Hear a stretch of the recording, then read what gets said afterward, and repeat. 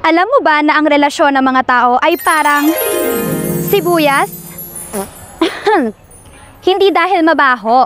Dahil ito ang sinasabi ng social penetration theory.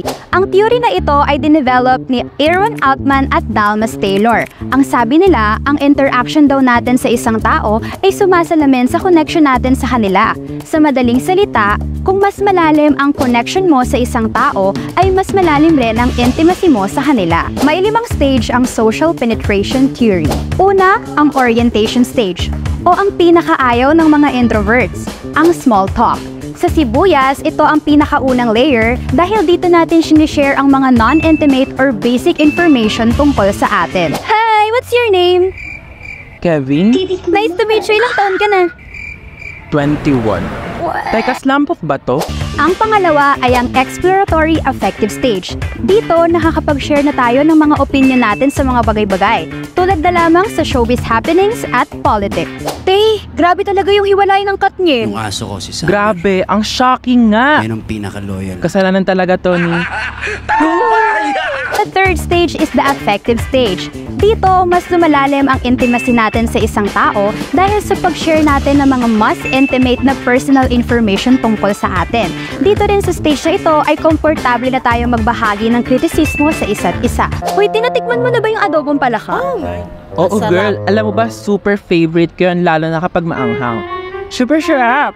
Talaga ba? Hindi ko talaga gets yung hype. I mean, hindi ko talaga kayang kumain ng palaka.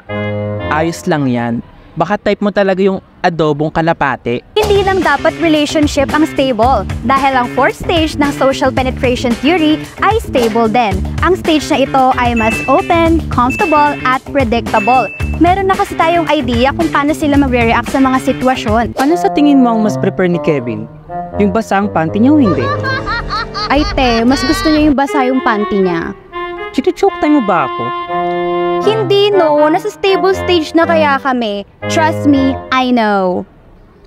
Ang last stage ng theory ay ang depenetration. Dito, mas malaki na ang burden ng relationship kesa sa benefits nito. Hindi na fulfilling ang relasyon. Kaya nag-end na rin ang connection. Hoy, may sasabihin ako. Ano yun, Bash? It's not... It's not me? Ano it's not you? It's you. Hindi ako nagkakamali, te. Mahalaga ang social penetration theory dahil tinuturuan tayo nito na ang relasyon natin sa isang tao ay parang sibuyas. Mas malalim ang koneksyon, mas malalim rin ang intimacy. Eh kayo ba? Anong level niyo na sa special someone nyo? Comment down below!